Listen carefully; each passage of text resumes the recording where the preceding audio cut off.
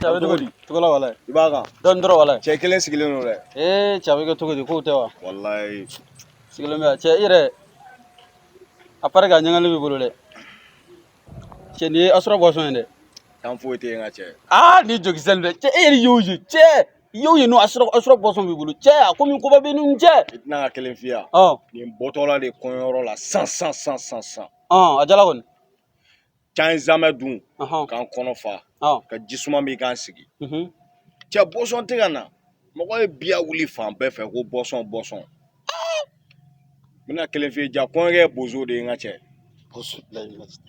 Cɛ kɔɲɔkɛ ye tɛgɛkoji sigi dɔrɔn. Ka tɛgɛkoji sigi direct. Ka gɔyɔ kelen ta zamɛ dɔ sanfɛ dɔrɔn k'a bila tɛgɛkoji la i bɛ ka boisson Asura de bɛ ka pan dɔɔni a bɛ ka pan ka bɔ a bɛ ka pan. Sabali a ka ɲi. Tan foyi tɛ bloc t'a la dɛ. Cɛ i yɛrɛ bɛ to nin na a bɛ pan fɔ a bɛ sɔngolo de sɔrɔ sabali.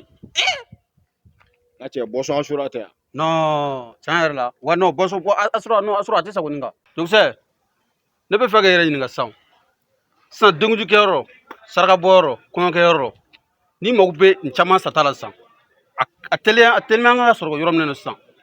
O ka nɔgɔn. I bɛ Adamu Sisuma wele. Adamu Sisuma ou bien DJ Fous ou bien DJ Papin.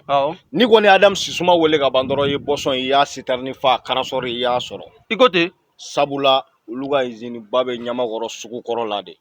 Ok n y'a faamu. Problème t'a la. I m'a faamu wa? O kɛlen don cɛ sunɔgɔ bɛ na tulu kɛlen don k'an ta.